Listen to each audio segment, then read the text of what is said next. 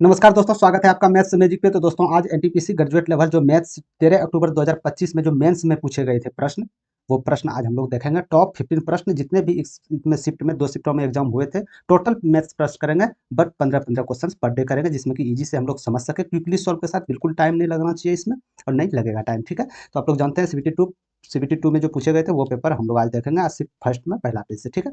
नहीं विश्वास है, आप लोग 13 अक्टूबर 2025 में जो पूछे गए ऑफिशियल पेपर थे, वहाँ जाके आप लोग देख सकते हैं। जो फर्स्ट शिफ्ट का जो प्रश्न था 9:30 से 11 बजे जो बीच में पूछे गए थे, लेवल 2 का A to Z serial bye serial number हम लेके आए हैं। तो ये पार्ट 1 है। इसके पार्ट ऑफिशियली बात है मेरे दोस्त कि 15 प्रश्न है, तो पार्ट 1, पार्ट 2, पार्ट 3 में तो आएंगे। तो टोटल 15 प्रश्न डेली हम लोग देखते चलेंगे, ठीक है। तो चलते हैं सेशन की तरफ। सेशन आप लोग ज्वाइन हो गए हैं तो आप लोग शेयर जरूर कर दीजिएगा न्यू बच्चे के पास, ठीक है। चलते हैं पहले नंबर प्रश्न की ओर। और हाँ, एक बात याद रखिएगा मेरे दोस्त, जो आपका अपकमिंग एग्जाम्स है उसमें हो सके, इसमें एग्जाम्स आपके जो भी आने वाले एग्जाम्स हैं, चाहे वो एनटीपीसी यूजी सीबीटी 2 का हो, चाहे वो ग्रुप डी का हो, एलपी टेक या स्टेट एग्जाम या ईटीसी कोई भी हो, जहां आपका मैथ्स पूछा जाता है, तो हो सकता है ये बहुत लेटेस्ट प्रश्न है मेरे दोस्त।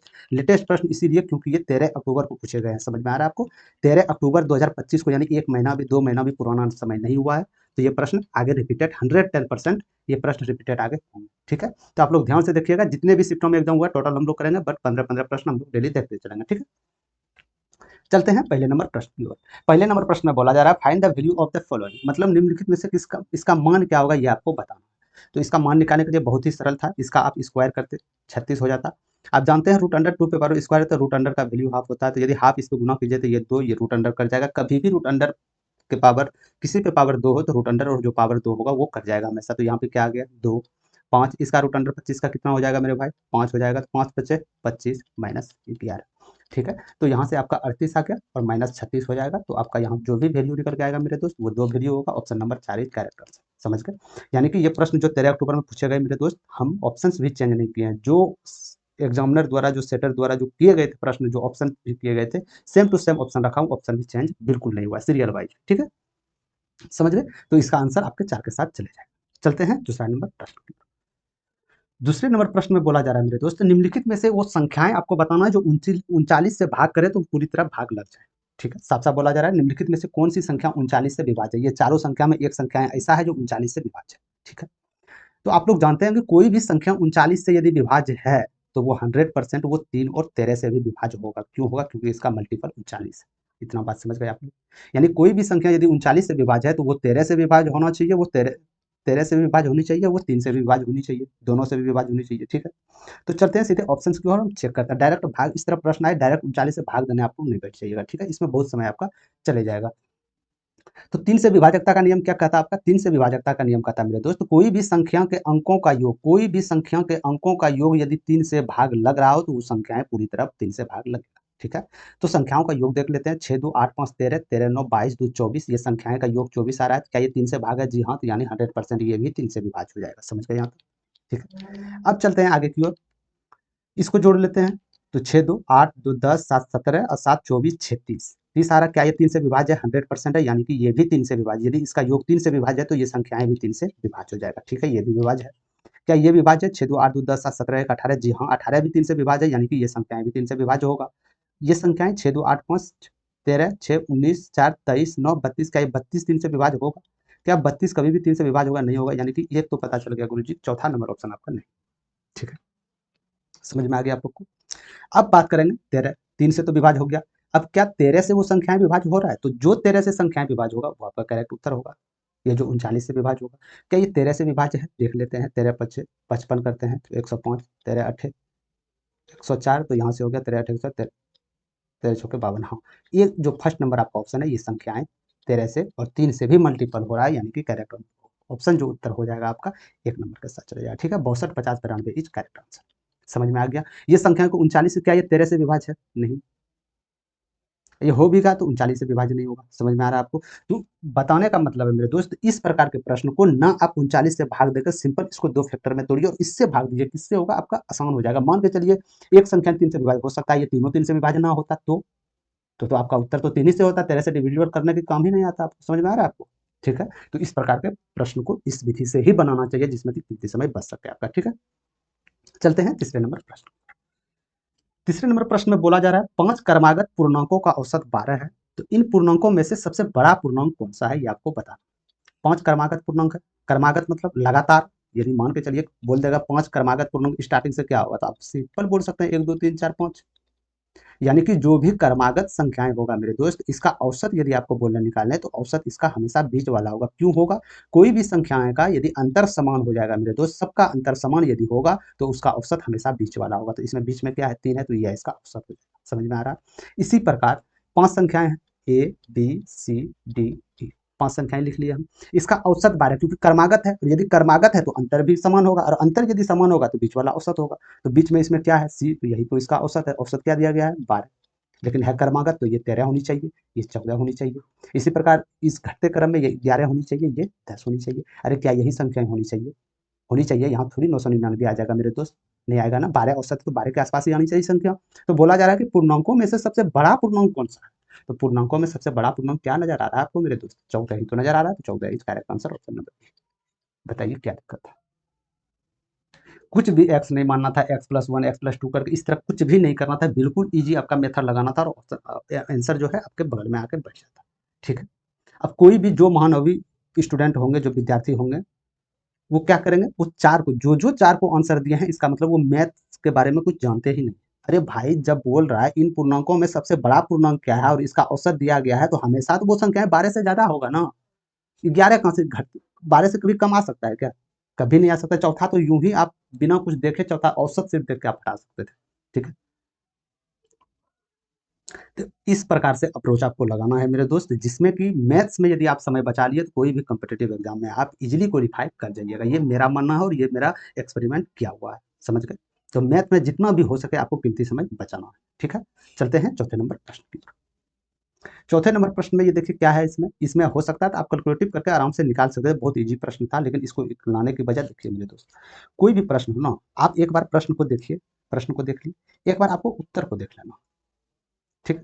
तो प्रश्न को जो ही हम देखते हैं मेरे दोस्त, ये तो 4/3 प्लस में है, ये 4/3 माइनस में है, क्या ये दोनों कट जाएगा? अरे क्या ये दोनों कट जाएगा ना? कटेगा ना? ठीक है, कटेगा। कटेगा तो क्या आ जाएगा वैल्यू इसका, यानी कि 7/9 वैल्यू आ जाएगा। बस यही उत्तर हो गया, 4 नंबर इज करेक्ट आंसर। बताइए क्या दिक्कत है? कोई दिक्कत ही नहीं है ना। अब डायरेक्ट यहाँ मुंह से भी मेरे दोस्त इसमें कर सकते हैं वैल्यू, ये दोनों कटा सकते हैं। इसका वैल्यू लेके आपको बट्टे में नीचे है तो ऊपर तो जाना तय है। समझ गए? ठीक है। तो इस प्रकार प्रश्न को आंख कान नाक जो भी हो पूरा खोल के बैठना है मेरे दोस्त, क्योंकि साफ साफ पता चल रहा है कि ये दोनों संख्याएं जाएगा। जब ये दोनों संख्या जाएगा तो क्यों इसको कैलकुलेट करके आगे के लिए ले जाओ? एक सेकंड मान भी लिए कि हम इसको कैलकुलेट करते हैं, तो 4/3 है, प्लस ये क्या हो जाएगा, 7/9 हो जाएगा या नहीं हो जाएगा? ठीक है। और माइनस 4/3 है, यानी कोई भी उत्तर होगा या तो उसका हर जो होगा या तो 9 होगा या 3 होगा। होगा ना? क्या 8 होगा? कभी नहीं। क्या 13 होगा? कभी नहीं होगा। तो आप जैसे भी विधि बनाइए मेरे दोस्त, उसमें भी पॉइंट से आप ऑप्शंस को छांट सकते हैं। बस विधि आनी चाहिए, बस आपको दिमाग से और समझ के मैथ बनानी चाहिए, रट्टा नहीं चलनी चाहिए मेरे दोस्त। यदि आप रट्टा करते हैं तो बस इसी तरह परेशानी होगा, इसको पूरा सॉल्व करने में आप लग जाते हैं। यदि मैथ को समझते हैं तो ये दोनों पूरा यहाँ से आप हटा दिए, ये दोनों बचा संख्या बीच में, तो यही आपका उत्तर होगा। ठीक है। चलते हैं 55 नंबर प्रश्न। 55 नंबर प्रश्न बड़ा ही मजेदार प्रश्न है मेरे दोस्त, क्योंकि ये मेंस में, एनटीपीसी मेंस में पूछा गया 13 अक्टूबर को। तो आप जानते होंगे प्रश्न जो होंगे इजी, मॉडरेट और हाई, तीनों प्रकार के प्रश्न होंगे। तीनों प्रकार के प्रश्न चाहे वो जितने पार्ट्स में आना पड़े वो टोटल क्लियर हो जाएगा। ठीक है। इस प्रश्न में बोला जा रहा है मेरे भाई, रमेश ने दो अलग अलग योजनाओं में योजनाएं चला रहा था। दो अलग अलग योजनाओं में 2 वर्ष के लिए, कितना टाइम था आपके पास, 2 साल के लिए 25-25 हजार रुपया इन्वेस्ट कर दिया, यानी निवेश किया 25-25 हजार रुपया कोई योजना में। पहली योजना में ब्याज जो था ना 8% सालाना था, यानी 8% प्रति वर्ष था वार्षिक रूप से। लेकिन एक बात याद रखिए, चक्रवृद्धि ब्याज था, चक्रवृद्धि ब्याज था। ठीक है। और दूसरी योजनाओं में ब्याज 6% था, यानी 6% वार्षिक दर था, ये भी चक्रवृद्धि ब्याज था। ठीक है। तो इन दोनों योजनाओं में अर्जित चक्रवृद्धि ब्याज में कितना अंतर है, ये आपको बताना है। मतलब सिंपल बोला गया मेरे दोस्त, दो योजनाएं आप चालू किए। पहला योजना को 8% दर पे लगाए 2 साल के लिए, दूसरी योजना को 6% की दर से लगाए 2 ही साल के लिए। बाकी बाद मूलधन आपका सेम है, 25 हजार दोनों योजनाओं में इन्वेस्ट किया। ठीक है। तो जो पहली जो हम लगाए मेरे दोस्त, जो पहले हम इन्वेस्ट किए, इसका पहले इन्वेस्ट कितना रेट पे किए थे, 8% रेट पे। टाइम क्या था आपके लिए, 2 साल टाइम था। तो क्या मैं यहाँ चक्रवृद्धि ब्याज बता सकता हूँ कि इसका चक्रवृद्धि ब्याज कितना हो जाएगा? अरे बता ही सकते हैं ना मेरे दोस्त, कंपाउंड इंटरेस्ट तो बता ही सकते हैं ना, कब चक्रवृद्धि ब्याज कितना हो। तो 2 साल के लिए चक्रवृद्धि ब्याज निकालने का फॉर्मूला आप लोग भली भांति पता होगा। ऑलरेडी बता चुके हैं कैसे निकालना। तो ये दोनों गुना कीजिए, 8 दूनी 16, दशमलव दीजिए और रेट को हमेशा स्क्वायर करना है आपको, 8 8 64। यदि यहाँ पे 3 संख्या आ जाए तो जो आपका अंत वाला संख्या है ये आके जुड़ जाएगा, यानी दशमलव के बाद 2 ही अंक आपको रखना है। तो इतना % इसका कंपाउंड इंटरेस्ट हो गया पहली वाले निवेश का। समझ गए यहाँ तक? यानी पहला जो निवेश किया गया था ये इतना दर ये लेगा, जितना भी मूलधन है, जैसे 25,000 मूलधन लिया ना मेरे दोस्त, 25,000 लिया ना, 25,000 का इतना % सिर्फ ब्याज होगा पहली निवेश पे। समझ गए? इसी प्रकार जब हम दूसरी योजनाओं में चलते हैं, मेरे दोस्त, तो दूसरी योजनाओं में रेट क्या था? 6%।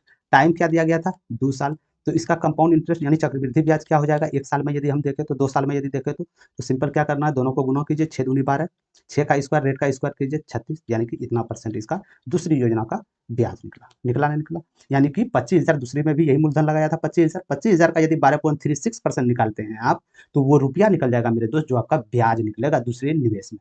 समझ गए यहाँ तक? अब आपसे पूछा क्या जा रहा है? पूछा जा रहा है ये दोनों में अंतर क्या है दोनों संख्याओं में, क्योंकि मूलधन सेम है, याद रखिएगा। यदि मूलधन असमान रहता, यदि इस जगह संख्याएं असमान रहता तो हमको एक एक करके निकालना पड़ता, 64.64% 25,000 का निकालना पड़ता, फिर 12.36 जो दूसरी संख्या यहाँ रहता उसका निकालना पड़ता। लेकिन इस सबसे मजेदार बात यह है, क्यों? क्योंकि मूलधन दोनों में बराबर इन्वेस्ट किया गया, 25,000 किया गया। ठीक है, तो चक्रवृद्धि ब्याज में अंतर क्या आएगा? चक्रवृद्धि ब्याज में अंतर क्या आएगा? यानी कि 16.64 में यदि 12.36 जाएगा मेरे दोस्त, क्या बचेगा? तो यहाँ 8 हो जाएगा, होगा ना, यहाँ 2 हो जाएगा और यहाँ 4 हो जाएगा, यानी कि 4.28% इसका जो होगा मेरे भाई, दोनों का अंतर होगा। लेकिन आपके पास मूलधन कितना था? 25,000 था ना, मूलधन 25,000, बस इसका आपको 4.28% निकालना था। बस यही आपको करना था और कुछ भी नहीं करना था। यानी जब इसका वैल्यू आप निकालने जाइएगा तो नीचे तो दशमलव उड़ेगा 100, ये दशमलव उड़ेगा तो 100 जाएगा, परसेंटेज का 100, तो यहाँ से 3 ये चले जाएगा, तो 5 5 25, 5 दूनी 10, और यहाँ से भी 2 से आप इजीली कटा सकते हैं, 214 बार में। तो यदि इसको गुना करते हैं मेरे दोस्त, 14 पंचे 70 और 5 दूनी 10, यानी कि 1070 रुपया जो हो जाएगा ना, 1070 रुपया जो हो जाएगा, दोनों चक्रवृद्धि ब्याज का अंतर हो जाएगा 1070। Option number A is correct answer. समझ गए आप लोग? ठीक है, कुछ झमेला नहीं पड़ना, कोई भी फार्मूला नहीं बैठाना मेरे दोस्त। फार्मूला बैठा, यदि इस पे आप फार्मूला बैठाते तो आपको स्क्वायर करना पड़ता, फिर कैलकुलेटिव, फिर जाके दोनों का आपको निकालना पड़ता, ब्याज निकालना पड़ता, फिर उसका अंतर करना पड़ता। क्यों मैं इतना झमेला पालूं? क्यों ना डायरेक्ट मैं सिंपल कंपाउंड इंटरेस्ट पहली बार का निकाल लूं, दूसरी बार का कंपाउंड इंटरेस्ट निकाल के दोनों अंतर करके मूलधन का इतना अंतर निकाल दिया, क्योंकि अंतर इतना % हुआ है ना, अंतर इतना % हुआ। यदि मूलधन का इतना % निकालेंगे तो वो अंतर रुपया में आएगा। समझ में आ रहा? तो इसी प्रकार यहाँ से आप इसको इजी वे निकाल सकते हैं। ठीक है, यदि समझ में नहीं आ रहा हो तो एक बार फिर से आप बैक करके देख सकते हैं। इजी वे समझ में हो सकता है कि यदि आप पहली बार देख रहे हैं तो समझ में ना आए, बार बार इसको प्रैक्टिस करने से और देखने से आप लोग बिल्कुल भी समझ में आ जाएगा और बिल्कुल भी टाइम नहीं लगेगा एग्जाम्स में आपको। समझ गए? चलते हैं छठे नंबर प्रश्न की ओर। छठे नंबर प्रश्न में दिया गया मेरे दोस्त, इसका वैल्यू बताना है आपको, क्या होगा इसका वैल्यू। तो सबसे पहले इसका वैल्यू निकालने के लिए सबसे पहले बोधमास का रूल आपको पता होनी चाहिए। बदमाश पढ़े होंगे ना। बदमाश मतलब पहले जो काम क्रिया होगा ब्रैकेट का, वो भी कौन ब्रैकेट, छोटी होगा तब मंझली होगा तब बड़ी होगा। ठीक है, इसके बाद ऑफ मतलब का काम क्रिया होगा, तब भाग का हो जाएगा, तब गुणा का हो जाएगा, तब जोड़ का हो जाएगा, तब माइनस का होगा। ठीक है, तो यानी सबसे पहले ब्रैकेट का होगा, वो भी छोटी ब्रैकेट का। समझ गए यहाँ तक? ठीक है, तो ब्रैकेट तो है नहीं, तो क्या करना, का है, का भी नहीं है, तो क्या करना, भाग करना। तो जहां जहां भाग है इसको आपको भाग करना। यदि इसमें आपको भाग करते हैं तो क्या बचेगा, 848 में 8 से भाग करते हैं तो 106 तो आएगा, लेकिन यहाँ 3 दशमलव है, 1 दशमलव ऑलरेडी इसमें है, तो 2 अंक के बाद दशमलव आ जाएगा, यानी 1.06। ठीक है, यदि आप इसको 2 से भाग देते हैं मेरे दोस्त, 2 से भाग तो आपको देना पड़ेगा ना, तो क्या यहाँ आ जाएगा आपके पास 53/100 आ जाएगा कि नहीं आ जाएगा। ठीक है, प्लस अब बात करते हैं कि 0.125 से भाग दे रहे हैं 5/2, यानी कि भाग है तो इस जगह गुना हो जाएगा, ये संख्याएं उल्टी हो जाएगी, यानी 2/5 आ जाएगा। 2/5 आने का मतलब है कि 25 आ जाएगा ना, 25 दूनी 50। नहीं समझे? देखिए इसको मैं हटा देता हूँ 1 सेकंड के लिए। जैसे ये संख्याएं आपको करना था, जैसे 125 है ना, इसको तो आप उड़ा के 1000 तो लिख ही सकते हैं ना, लिख सकते हैं ना। 2/5 आ गया, यानी फिर भी इसको कैलकुलेटिव पूरा कर लीजिएगा। ठीक है, तो यहाँ से क्या आ जाएगा, 25 पंचे 125, 25 चौके 100, यानी कि 1/8, फिर 2 से ये 4 चले जाएगा, 4 से 4 यानी कि 50 आएगा, यानी 1/50। 1/50 का अर्थ है मेरे दोस्त एलसीएम 100 आ जाएगा। एलसीएम 100 आने का मतलब है ये 53 आ जाएगा और ये 2 आ जाएगा, यानी कि 55/100 आपका आंसर होगा। चाहे तो आप दूसरे फॉर्म में लिख सकते हैं 0.55। ठीक है, समझ गए, यानी 0.555 तीसरा नंबर है, तीसरा नंबर इज करेक्ट आंसर। ठीक है, बस कैलकुलेटिव करना था, घबराना नहीं था। हाँ, हो सकता है इसमें आप यदि तेजी से करते जाए सवाल को, एग्जाम हॉल में बैठे यदि तेजी से करते जाए तो हो सकता है वहाँ पे गलत हो सकता है। ठीक है, तो इजी पे और ध्यान से आप लोग को करना। चलते हैं आगे की ओर। 7वां नंबर प्रश्न को देखिएगा। देखिए, कोई भी एग्जाम्स हो मेरे दोस्त, कोई भी एग्जाम, कोई भी एग्जामिनर मैथ्स का सॉल्व किया, जैसे ये मेंस का एग्जाम था, इसमें तो 35 नंबर देना चाहिए था। 35 में क्या 35 प्रश्न हार्ड देंगे? जी बिल्कुल नहीं, बिल्कुल नहीं। इसमें से हार्ड आपको 5 से 7 ही मिलेंगे, वो भी मॉडरेट से हाई। बाकी पास सब जो कैलकुलेटिव है और टाइम करने वाले हैं, जिसमें भी नियम आपको नहीं पता है तो आप ऑलरेडी टाइम खपत कर दिए होंगे। ठीक है, तो बिल्कुल ध्यान से और समझ के कोई भी प्रश्न को बनाना है। क्या बोला गया है? यदि दो संख्याओं का अनुपात 5 और 4 है, ठीक है, और उसका महत्तम समावर्तक 5 है, तो उसका लघुत्तम समावर्तक क्या होगा, ये आपको बताना है। ठीक है, दो संख्याएं दिया गया है आपके पास, संख्याएं नहीं दिया गया, उसका अनुपात दिया गया। अनुपात मतलब सबसे छोटा रूप, संख्याएं का छोटा रूप जो कटा छटा के बने वही संख्या का छोटा रूप होता है। यानी कितना हो जाएगा 5x 4x। इसका एचसीएफ क्या दिया गया है? इसका एचसीएफ दिया गया है 5। अच्छी बात है, इसका एचसीएफ 5 दिया गया है। इसका एलसीएम क्या होगा ये आपको बताना है। इसका एलसीएम क्या होगा? तो एलसीएम क्या होता है? अरे एलसीएम क्या होता है? वो बड़ी से बड़ी संख्या जो दी गई संख्या से पूरी तरह विभाज्य हो जाए उसे तो आप एलसीएम कहते हैं।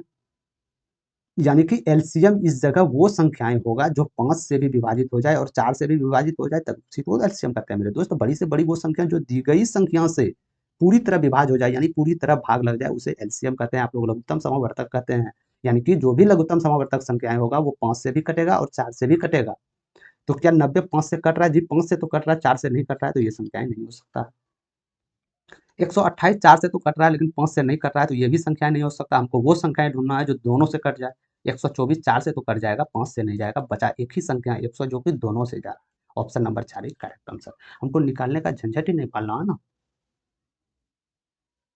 समझ में आ रहा है? इसमें आपको पेन भी उठाने की आवश्यकता नहीं था, डायरेक्ट आप यहाँ से उत्तर देखते हो। 5:4 यानी एलसीएम दे रहा है, यानी कि ये 5 से भी और 4 से भी जाएगा। एक ही ऑप्शन में नजर में चला गया कि 100 ही ऐसी संख्या है जो 5 और 4 दोनों से विभाजित होती है ऑप्शन के अनुसार। समझ गए आप लोग? ठीक है, तो हर एक प्रश्न को बेल की तरह बनाना नहीं होता, कुछ कॉमन सेंस लगा के वहां से हटना ही बेहतर होता है। आपको जैसे ये प्रश्न क्या बनाना है, इसमें इसमें डायरेक्ट यहाँ से देखे, यहाँ से डायरेक्ट ऑप्शन को चूज किए, देखे और मारे। इसीलिए बार बार बोलता हूँ प्रश्न को पढ़िए और ऑप्शन को जज करके बनाइए आप। ठीक है, चलते हैं 8वां नंबर प्रश्न की ओर। 8वां नंबर प्रश्न में बोला जा रहा है कि एक मशीन के मूल्य में 10% वार्षिक दर से ह्रास होता है। ह्रास मतलब हानि होती है, ह्रास मतलब हानि या लॉस, जो भी आप बोल दे। एक मशीन के मूल्य में 10% वार्षिक दर पर, मतलब कि साल में 10% ह्रास होता है। जो उसका मूल्य था, मशीन का कुछ तो मूल्य होगा, उसमें 10% दर से सालाना ह्रास होता है। यदि मशीन का वर्तमान मूल्य 1,00,000 रुपया है, तो 2 साल बाद इसका मूल्य क्या होगा आपको बताना। ठीक है, मेरे पास एक मशीन था जिसका कीमत जो था मेरे दोस्त 1,00,000 रुपया था। ठीक है, समझ गए? यानी कि मेरे पास एक मशीन था जिसकी कीमत 1,00,000 रुपया था। ये मशीन में 10%, इसका 10 जितना इसका वैल्यू है ना, जितना मेरा मशीन का दाम है उसका 10% हानि होता है। यदि मैं बोल दूं कि ये इसका वैल्यू यदि 100% कोई भी चीज़ को, तो आप 100% मानिए। जैसे ये मेरा सामान इतना में है, 1,00,000 रुपये में लिए, या 1,00,000 रुपया इसका दाम है, तो इसका तो वैल्यू 100% मानिएगा आप लोग। ठीक है, यदि इसमें 10% आपका मूल्य ह्रास हो रहा है, तो क्या मैं बता सकता हूँ कि 90% जो मूल्य बचेगा, इसका वैल्यू बचेगा आगे साल के लिए, बचेगा ना। तो 90% का वैल्यू 90/100। इसी प्रकार 2 साल बोल रहा है, 1 साल तो आप ऑलरेडी कर चुके हैं, दूसरी साल भी 90% हो जाएगा, क्योंकि 10% वैल्यू होता है मूलधन पे। यदि इसको इजी वे आप लोग सॉल्व कीजिएगा, तो यहाँ से ये कर जाएगा 9×9 = 81। 81,000 आपका करेक्ट आंसर होगा। कि यानी कि 1,00,000 का कोई भी सामान 10% की दर से सालाना यदि उसमें हानि हो रहा है, तो 2 साल के बाद उसका जो मूल्य होगा 81,000 होगा। समझ गए आप लोग? ठीक है, या तो आप ऐसे भी बना सकते थे ना कि 10% लॉस हो रहा है, यानी कि मूल्य आपके पास कितना है, मशीन का दाम 1,00,000, इसका 10% कितना हुआ? अरे इसका 10% 10,000 भी तो होगा, यानी कि 10,000। ठीक है, यानी कि 10,000 और 10,000 आपका हानि हो रहा है। पहली बार में 10,000 जाएगा, अब जो बचेगा आपका कितना बचा, 90,000। इसका भी 10% हानि हो रहा है, इसका 10% कितना, 9,000। यदि 90 में 9,000 माइनस कीजिएगा तो 81,000। अब जैसे जिस मेथड से बनाए मेरे दोस्त, उस मेथड से ये बनेगा, बट वो मेथड आपको पकड़ना जिस मेथड में बहुत कम समय लगे। समझ गए आप लोग? ठीक है, चलते हैं आगे की ओर। 9वां नंबर प्रश्न देखिएगा, बहुत ही मजेदार प्रश्न है। एक त्रिभुज की भुजाएं 70 सेंटीमीटर, 56 सेंटीमीटर और 42 सेंटीमीटर है। इसका क्षेत्रफल सेंटीमीटर स्क्वायर है। सॉरी माफ कीजिएगा, यहाँ सेंटीमीटर स्क्वायर में क्या होगा ये आपको बताना। ठीक है, तो क्या इस प्रकार के प्रश्न में हीरोज फार्मूला लगा सकते हैं? क्या हीरोज फार्मूला लगा सकते हैं? अरे हीरोज फार्मूला आप जानते हो ना कि भुजाएं जो होगा उसका आधा यानी माध्य का निकाल लो और हीरोज फार्मूला इसमें फिट कर दो। हीरोज फार्मूला क्या कहता है? S - A, समझ रहे? क्या इसमें हीरोज फार्मूला फिट होगा? क्या इसमें फिट कर सकते हैं? तो सबसे पहले हमको ये देखना होगा मेरे दोस्त, ये त्रिभुज कौन सा है। जिसको हमको क्षेत्रफल निकालना, वो त्रिभुज, त्रिभुज तो बहुत प्रकार के होते हैं, चाहे वो समकोण हो सकते हैं या समद्विबाहु त्रिभुज हो सकते हैं, बहुत प्रकार के त्रिभुज निकाल सकते हैं। तो ये पहले त्रिभुज है कौन, क्योंकि हर एक त्रिभुज का क्षेत्रफल निकालने की विधि अलग अलग है, समझ गए आप लोग। तो ये त्रिभुज है कौन, क्या समकोण त्रिभुज है, क्या समद्विबाहु त्रिभुज है। तो सबसे पहले हम समकोण त्रिभुज को देख लेते हैं, क्योंकि समकोण त्रिभुज का एरिया निकालना बहुत ही आसान होता है। एरिया जो इसका हो जाता है मेरे दोस्त समकोण त्रिभुज का, हाफ गुना आधार गुना ऊंचाई हो जाता है या नहीं हो जाता है, ठीक है। तो सबसे पहले की ओर हम देख लेते हैं क्या ये समकोण त्रिभुज तो नहीं है। तो समकोण त्रिभुज में सबसे बड़े भुजा, जैसे मान के चलिए ए बी सी, एक त्रिभुज की 3 भुजाएं, इसमें जो सबसे बड़ी भुजा होता है वो कर्ण होता है, आप लोग जानते होंगे, ये आपका कर्ण है, यानी कि ये 70 है, सबसे बड़ी भुजा कर्ण, ठीक है। ये आपका 42, ठीक है, ये आपका 56, ठीक है। तो सब कोई त्रिभुज समकोण है या नहीं है, वो आप कैसे चेक कीजिएगा, आप कैसे पता कीजिएगा कि कोई त्रिभुज समकोण है अथवा नहीं है। तो आप क्या कहते हैं, समकोण त्रिभुज में यदि आपको आपका कर्ण का यदि स्क्वायर करते हैं मेरे दोस्त, यदि आधार का स्क्वायर और लंब का स्क्वायर का योग बराबर यदि आ जाता है, तो आप समझ जाइए ये समकोण त्रिभुज है, ठीक है। यहाँ तक समझ गए कि ये समकोण त्रिभुज है या नहीं, ठीक। तो समकोण त्रिभुज में कर्ण क्या है, 70 का स्क्वायर, बराबर आधार क्या है, 42 का स्क्वायर, ये क्या है, 56 का स्क्वायर। क्या ये 70 स्क्वायर के बराबर होगा 42 का स्क्वायर प्लस 56 का स्क्वायर। तो इकाई अंक भी देख लेते हैं हम, 4 हो गया, 6 के 36, 0 हो गया, 0, यानी कि ये हो सकता है, ठीक है। और ये है ही 42 का नहीं भरोसा है, तो 42 का स्क्वायर कीजिए और इसका स्क्वायर कीजिए आप, ठीक है। तो 42 का स्क्वायर यदि आप करते हैं मेरे दोस्त, एक सेकंड के लिए वेरीफाई मैं कर लेता हूँ। 4 चौके 16, 2 दूनी 4, 4 दूनी 8 दूनी 16, यानी कि 42 का स्क्वायर जो हो जाएगा आपके पास 1764 हो जाएगा। वही 56 का स्क्वायर यदि आप देखते हैं, तो 56 का स्क्वायर जो हो जाएगा कितना हो जाएगा, 6 3 1, यानी 3136 हो जाएगा, 3136 हो जाएगा। यदि आप इसको ऐड कीजिएगा मेरे दोस्त, 4900 हो जाएगा। क्या 70 का स्क्वायर 4900 आ रहा है, जी 100% आ रहा है, यानी कि ये जो भी त्रिभुज है मेरे दोस्त, ये समकोण त्रिभुज है। इतना पता चल गया कि ये जो भी त्रिभुज है ये समकोण त्रिभुज है, यानी ये समकोण त्रिभुज है। समकोण त्रिभुज का एरिया कैसे निकालते हैं, हाफ गुना आधार गुना ऊंचाई, तो बस निकाल दीजिए। हाफ आधार क्या होगा, अरे 42 तो बड़ा संख्या छोड़ के आप दोनों को गुना कीजिए ना, कोई भी आधार हो, 56 गुना 42, बस यहाँ से आप कीजिए, इसको 2 से 21 बार में जा सकते हैं, ठीक है। तो इसको यदि आप 56 गुना 21 करना, तो क्या कीजिएगा, तो सबसे पहले 56 गुना 20 कीजिए, यानी 56 दूनी 112, 1120 हो गया, और एक शेष बचा, यानी 56 गुना 56 करेंगे, इसमें ऐड होगा, तो यानी जो भी उत्तर होगा मेरे दोस्त 1176 ही आपका उत्तर होगा। तो 1176 करेक्ट ऑप्शन नंबर बी है। समझ गए आप लोग। इसमें टाइम उतना लगा नहीं, आप लोग को बताने के लिए समझाने के लिए मैं लगा कि समकोण त्रिभुज ज्ञात कैसे कीजिएगा कि समकोण त्रिभुज है या नहीं है, ठीक है। तो इस विधि से आप लोग ज्ञात कर सकते हैं कि कोई भी त्रिभुज समकोण त्रिभुज है अथवा नहीं, ठीक है। यदि ये कर्ण के स्क्वायर वैल्यू, ये दोनों योग के स्क्वायर के वैल्यू के बराबर नहीं आता, तो आप समझ जाते हैं ये आपका समकोण त्रिभुज नहीं, ठीक है। समकोण त्रिभुज आप उसे बोलते हैं जिसका एक कोण 90 डिग्री हो, ठीक है। चलते हैं आगे की तरफ। 10वां नंबर प्रश्न को देखिएगा मेरे दोस्त, ये आपका बोट एंड स्ट्रीम का प्रश्न है, नाव और धारा जिसको आप बोलते हैं उसका प्रश्न है ये। क्योंकि एनटीपीसी में जो आपका प्रीवियस जो आपका देखना 13 अक्टूबर 2025 में जो पूछे गए प्रश्न मेरे दोस्त, इसमें आप देखिएगा कि हर एक तरफ से प्रश्न आपको मिलेगा, चाहे वो एज हो, नंबर सिस्टम हो, एवरेज हो, परसेंटेज हो, प्रॉफिट लॉस हो, डिस्काउंट हो, या टाइम डिस्टेंस हो, कहीं से टाइम वन वर्क हो, कहीं से भी मेंसुरेशन 2D 3D, हर एक चीज से, हर एक से एक दो प्रश्न देखने को मिले हैं आपको, ठीक है। तो ये प्रश्न को आप लोग देखिएगा, बहुत ईजी वे हम लोग करेंगे। कि बोला गया है कि धारा की दिशा में चाल 125 किलोमीटर है, एक नाव था, एक तालाब में तैर रहा था। तो उसमें जानते हैं धारा होगा, हवा यदि चलेगी तो पानी का लहर होगा। तो वही बोला जा रहा है कि लहर की दिशा में, यानी कि धारा की दिशा में चाल 125 किलोमीटर प्रति घंटा है, और वही धारा के विपरीत, यानी कि जिस ओर धारा धरा उसका उल्टा और चाल 25 किलोमीटर पर घंटा है। सही बात है कि यदि आप हवा के साथ दौड़िएगा तो आपका गति तेज हो जाएगा, और हवा के विपरीत के अनुसार दौड़िएगा तो आपका गति कम हो जाएगा। तो किसी स्थान तक जाने और वापस आने में इसको 25 घंटे लगते हैं। मान लीजिए ये ए और दो बिंदु है, ठीक है। इस जगह आपका नदी है, यहाँ नाव तैर रहा है आपका, दो गो मुंडा बैठा हुआ, एगो मुंडी बैठा हुआ है, ठीक है। तो यानी कि ये जो है धारा की दिशा, मान लीजिए इधर है आपका, तो ये यहाँ से गया, फिर यहाँ से वापस आया, तो इसको ये क्या देखता है कि हमको टोटल 25 घंटे का समय लग गया या नहीं लग गया, साफ साफ बोला जा रहा है 25 घंटे का समय लग गया। तो आपको बताना है कि ये दूरी कितनी किलोमीटर है, यहाँ से ए से बी की दूरी क्या है, दूरी क्या है, हमको दूरी ज्ञात करना है, दूरी क्या है। आपके पास चाल दिया गया है, समय दिया गया है, आपको दूरी निकालना है, ठीक है। तो यानी कि धारा की दिशा में जो आपका नाव गया होगा बी तक, यानी कि यहाँ से जो स्टार्ट पॉइंट हुआ होगा मेरे दोस्त, यहाँ तक जो दिया होगा, तो कुछ तो दूरी तय किया होगा ना। तो दूरी को मान लीजिए आप x किलोमीटर दूरी तय किया होगा, ठीक है। यदि x किलोमीटर दूरी तय किया, तो कितने किलोमीटर कितने गति से तय किया, 125 किलोमीटर की गति से। तो हम जानते हैं दूरी बेटे चाल जो हो जाता है वो समय का निर्माण करता है, यानी जाने में जो समय लगा होगा x बेटे 125 घंटे लगा होगा या नहीं लगा होगा, ठीक है। दूरी तो सेम है, वही आने में भी खर्चा हुआ होगा, x किलोमीटर उतनी ही दूरी तय किया होगा, लेकिन आते समय इसका चाल 25 था, यानी कि ये भी आपका समय निकला। यानी जाते समय समय क्या लगा, एक्स बटे 125 घंटा, आते समय एक्स बटे 25 घंटा। यानी दोनों को जोड़ देंगे तो 25 घंटे के बराबर आनी चाहिए, क्योंकि साफ साफ बोल रहा है कि दोनों तरफ आने जाने में 25 घंटे का समय लग रहा है। ठीक है, समझ गए।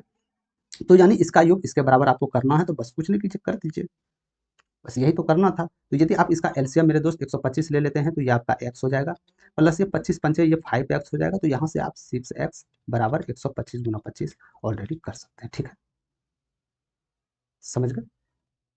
तो यदि x का वैल्यू यहाँ से निकालिएगा तो 25 से कीजिएगा, 25 पंचे 125 पे 5 हो गया, हाथ में 12, 25 दूनी 12 के 62 हो गया, 2 हाथ में 6 और 25 का 25 6 31 हो गया बेटे 6।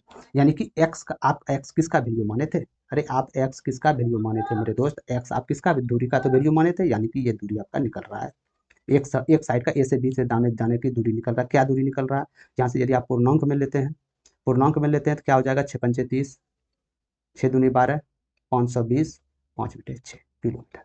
तो ये दूरी कहाँ तक है, ए से बी तक की दूरी है। इधर से यदि ए से बी की ओर जाएगा, बी तक जो ही पहुंचेगा तो 520 किलोमीटर का करेगा वो। ठीक है, तो यहाँ बोला क्या गया है, नाव द्वारा तय की गई कुल दूरी कितनी थी। ये तो गया से यहाँ तक ये थोड़ी दूरी लेना है, तो आते समय दूरी कौन कौन तय करेगा मेरे भाई, यानी कि जो भी दूरी है इसका दो गुना करना होगा आपको। यदि इसका दो गुना करते हैं आप मेरे दोस्त, तो इसका दो गुना कितना हो जाता है, 1041 बटे 2 बटे 3, इतना ही किलोमीटर टोटल दूरी तय करेगा ये। तो इसके अनुसार ऑप्शन जो आंसर हो जाएगा आपका 1041 पूर्णांक 2 बटे 3, करेक्ट आंसर ऑप्शन नंबर 3। समझ गए, ठीक है। कोई समय नहीं लगाना, समय आपको बताने के लिए लगाएं, बाकी बात आप अपने कीजिएगा। यहाँ तक यदि आप लोग कर लिए मेरे दोस्त, इस प्रोसेस तक गुजर गए आप लोग, तो बस इजी, आपका तो उत्तर आ ही गया है ना, उत्तर तो आपका आ ही गया है। ठीक है, चलते हैं 11 नंबर प्रश्न की। बहुत ही इजी प्रश्न थे। एक शर्ट का अंकित मूल्य 1200 रुपया है, दुकानदार अंकित मूल्य पर 5% और 15% की दो क्रमागत छूट देता है, तो विक्रय मूल्य अंकित मूल्य से कितने रुपये कम है आपको बताना है। आप जानते हैं कि कोई भी वस्तु का अंकित मूल्य दिया गया रहेगा, यदि 1200 अंकित मूल्य है तो हमेशा जो छूट जाता है इसी पे जाता है। ठीक है, तो यानी कि इस पे दो छूट दिया गया, कितना कितना परसेंट, 5% और 15%, दो छूट दिया गया। तो क्या मैं बता सकता हूँ कि ये दो छूट जो दिया गया है इसको एकल छूट में परिवर्तित कीजिए आप, एकल छूट में परिवर्तित कीजिए तो इसका दो 5% और 15% दो क्रमागत छूट को एकल छूट में आप परिवर्तन कैसे कीजिए, तो इसका विधि बता दिया है। सबसे पहले ये दोनों को जोड़िए आप। ठीक है, तो जोड़ेंगे कितना आ जाएगा 20, इसमें माइनस कीजिए, ये दोनों को गुणा कीजिए और 100 से भाग दीजिए, गुणा कीजिएगा 75 बटे 100 यानी 0.75, ये माइनस हो जाएगा तो क्या आपके पास वैल्यू बचेगा 90.25, इतना परसेंट बचेगा या नहीं बचेगा। ठीक है, यानी कि इसमें डिस्काउंट दिया गया है, कितना डिस्काउंट दिया गया है 1.25%। ठीक है, तो यानी कि इतना डिस्काउंट देने के बाद जो भी मेरा मूल्य निकलेगा, क्या मेरा ये मूल्य विक्रय मूल्य होगा, हमेशा होगा, 100% होगा। यानी कि अंकित मूल्य पे जो भी डिस्काउंट आती है, डिस्काउंट निकलकर जो भी मूल्य आपका बचा वही आपका विक्रय मूल्य होता है। ठीक है, तो क्या बोला गया यहाँ की विक्रय मूल्य अंकित मूल्य से कितने रुपए कम है, अरे कितने रुपए इससे कम है, तो जो डिस्काउंट दिया गया है इतना परसेंट ही तो कम होगा ना। जैसे 100 रुपया है, आपको बोले कि इसमें 5% आपको डिस्काउंट देना है, तो अंकित मूल्य और 5% डिस्काउंट दिए तो कितना बचा, 95 रुपया सेल प्राइस हुआ। तो आपको बोलेंगे कि अंकित मूल्य और विक्रय मूल्य, अंकित मूल्य और विक्रय मूल्य का कितना रुपया अंतर है, तो यही तो इसी का तो वैल्यू अंतर है, 5% या 5 बोल सकते हैं आप।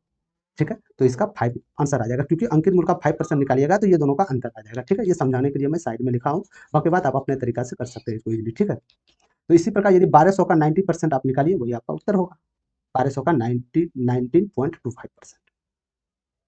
ठीक है, तो इसको इजी पे आप यहाँ से निकाल सकते हैं। ठीक, इसको यदि आप निकालते हैं मेरे दोस्त 1200 रुपये का, 1200 रुपये का यदि 90/5 करते हैं, क्योंकि 2 दशमलव उड़ाना होगा ना, तो ये 2 2 चले जाएगा।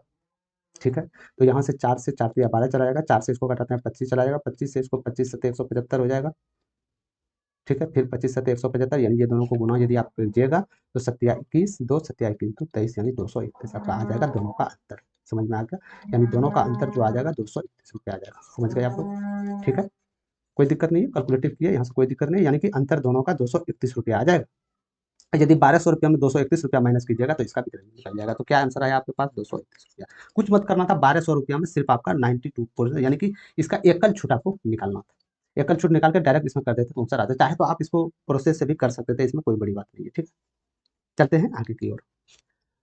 12 नंबर प्रश्न में बोला जा रहा है कि जो भी अनुपात दिया गया है, 4 अनुपात आपके सामने दिया गया है, इसमें सबसे बड़ा अनुपात कौन है ये आपको बताना है।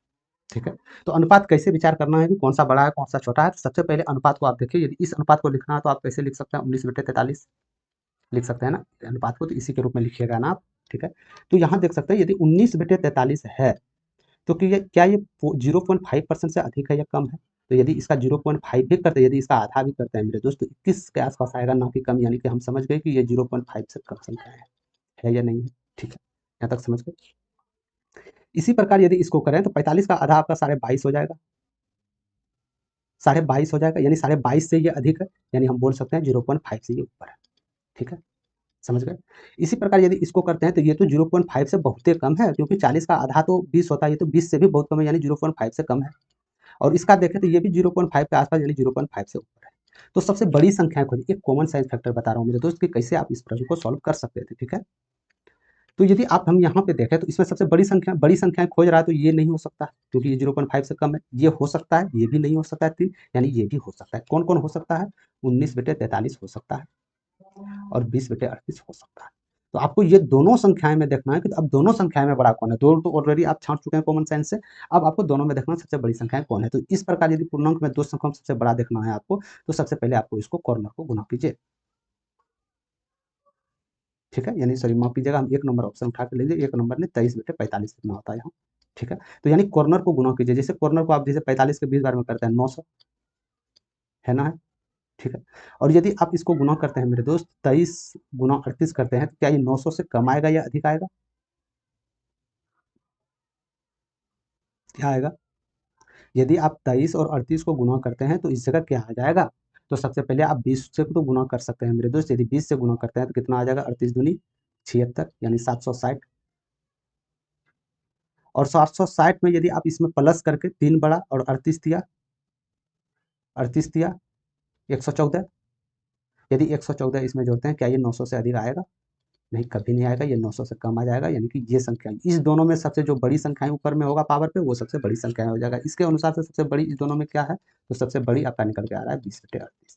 तो यही 20/38 आपका करेक्ट उत्तर हो जाएगा। या तो आप इसके अनुपात में 20:38 लिख सकते हैं। ठीक है, तो कुछ नहीं कीजिए, आप यहाँ से आप देख सकते हैं मेरे दोस्त कि 23/45 था, 20/38 था। कॉर्नर को गुना कीजिए। कॉर्नर को गुना करने के बाद यहाँ जो भी संख्या हो जाएगा, यदि 114 आया ना, तो यहाँ क्या हो जाएगा? 4 7 874 हो जाएगा ना। यदि कि ये गुना कीजिएगा इधर ऊपर, तो 874 इसको गुना करने के बाद, और यदि आप इसको गुना कीजिएगा कॉर्नर, तो ये कॉर्नर हो जाएगा आपका 900। तो ये दोनों में बड़ी संख्याएं कौन है? ये 900 बड़ी है 874 से, तो काफी ज्यादा 900 बड़ी है, यानी ये छोटी हो गई, ये आपका बड़ी हो गया, ये आपका बड़ा होगा। ठीक है, चलते हैं 13 नंबर प्रश्न की ओर। इसको सरलीकृत करना है, आपको बताना है इसका मान क्या होगा। तो इसको बनाने के लिए सबसे पहले बार बार मैं बता रहा हूँ कि बोधमास का नियम का अप्लाई करना है। यानी कि ले दिए चल दिए, उठ के सो उठ के बनाना स्टार्ट कर दिए। ठीक है, बोधमास का नियम का करना, तो सबसे पहले ब्रैकेट, वो भी छोटी फिर महीने तब बड़ी। तो सबसे छोटी ब्रैकेट इसमें कहाँ नजर आ रहा है? तो सबसे छोटी ब्रैकेट यहाँ है, तो इसका काम क्रिया करो। 5×2 = 7 हो गया। तब छोटी तो अभी बचा है, तो 7, यदि 5 में 7 चला गया तो -2, -2 प्लस माइनस माइनस, 5 में 2 गया 3, फिर 9 में 3 चला गया 6, और 6 3 9, और यहाँ पे क्या आ जाएगा? 12/6 गुना 9, यही आएगा ना।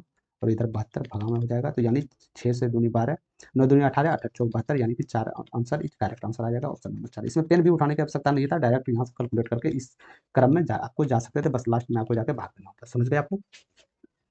ठीक है, चलते हैं 14वां नंबर। 14 नंबर प्रश्न में बोला जा रहा है कि 7 पे पावर -8 है, 11 पे पावर -8 है, 13 पे पावर -8 है। तो इसको सरलीकृत मान बताना है कि इसको जब सरलीकृत कीजिएगा तो इसका मान क्या आएगा। तो आप जब भी करते हैं मेरे दोस्त कि कोई भी संख्या पे यदि मान के चलिए a पे पावर m है, तो यदि इसको बेटे के रूप में लिखना है ना, तो a पे पावर a/m हो जाता है, यानी कि पावर हट जाता है। जैसे ही ये हर में कन्वर्ट होगा, तो इस पे पावर जो है माइनस है वो हट जाएगा। ठीक है, तो इसी प्रकार यदि इसको आप कीजिएगा तो 1/7 पे पावर 8 हो जाएगा, गुना 1/11 पे पावर 8 हो जाएगा, गुना 1/13 पे पावर 8। ठीक है, समझ गए? ठीक, तो अब क्या करना है आपको? एक है, इसको गुना किए, नीचे को गुना कीजिए, क्या कर सकते? 77, और 77 गुना यदि आप 13 कीजिएगा तो इकाई अंक पे 1 आएगा, इकाई अंक पे 1 आएगा और पावर पे 8 जाएगा, क्योंकि 8 सब में कॉमन फैक्टर है, ऊपर 8 चले जाएगा। कोई भी संख्या इस जगह हो सकता है, इकाई डिजिट पे 1 आएगा, इकाई डिजिट पे 1 इसमें नहीं है, इसमें हो सकता है, इसमें नहीं है, इसमें नहीं है। बस हम कैलकुलेटिव भी नहीं करेंगे, गुना भी नहीं करेंगे, डायरेक्ट आंसर के साथ हम लोग चले जाएंगे। ठीक है, बस आपको यही सीखना है। मैथ्स मैजिक जितने भी प्रयास कर रहे हैं मेरे दोस्त, आप लोग के लिए कर रहे हैं, कितना बेहतरीन तरीके जिस तरह हमने करके एग्जाम क्वालिफाई किया, इसी तरह आप बेखूबी से कर सकते हैं बिना टाइम जाया किए। ठीक है, तो इसको यहाँ से ये पता चल गया कि हमको गुना करने की आवश्यकता है नहीं, हम यहाँ से सिंगल डिजिट भी करें तो यहाँ से उत्तर आप ला सकते हैं। और बस यही एग्जामिनर में आपको पूछा गया, और एग्जामिनर यही चाहता है कि आप कितना जल्दी उत्तर दे और टाइम बचाए अगले प्रश्न के लिए। ठीक है, तो आपको ध्यानपूर्वक ही सॉल्व करना है, ये मत भूलिएगा। ये 13 अक्टूबर 2025 बहुत ही लेटेस्ट आरआरबी द्वारा पूछे गए एग्जाम्स में ये सवाल हैं, लेटेस्ट हैं, लेटेस्ट 13 अक्टूबर, अभी 1-2 महीना भी नहीं हुआ है, ठीक है। तो ध्यानपूर्वक जितने भी आगे आने वाले एग्जाम है, चाहे वो NTPC, group D, ARP, technician, ध्यानपूर्वक आप लोग देखिए शुरू से अंत तक। जितने भी एनटीपीसी सीबीटी 2 में पूछे गए ए टू जेड में सॉल्व होगा, बट आपका 15-15 सेशन पार्ट करके चलेगा, ठीक है। चलते हैं आज के लास्ट 15 नंबर प्रश्न की ओर, इसको देख लेते हैं। बहुत ही इजी प्रश्न है, हम जानते हैं आप लोग इजी वे कर दीजिएगा, ठीक है। और ये महत्वपूर्ण है मेरे दोस्त कि 15 प्रश्न है, आप लोग 15 प्रश्न को उत्तर दीजिए ईमानदारी से, और कितना 15 में सही होगा और कितना आप लोग गलत के कमेंट सेक्शन में आप जरूर बता दीजिएगा। इससे आपको पता चलते रहेगा। और जितने भी 2 शिफ्टों में इसका एग्जाम एनटीपीसी सीबीटी 2 मेंस का जो भी जितने भी मैथ्स प्रश्न पूछे गए थे मेंस में, वो ए टू जेड प्रश्न हम लोग करेंगे, और वहां से आप लोग का डाटा जो भी स्टूडेंट ये सबमिट करेंगे उसका डाटा जो भी होगा वो अनाउंस हो जाएगा, ठीक है, कि कितना प्रश्न आप लोग सही किए, कितना गलत किए, टोटल प्रश्न, ठीक। समझ गए। तो इसको ध्यानपूर्वक, कितने भी आ रहा हो, 2 आ रहा हो, 4 आ रहा हो, 5 न्यू स्टूडेंट है, यदि 4 भी आ रहा हो तो बहुत बड़ी बात है मेरे दोस्त।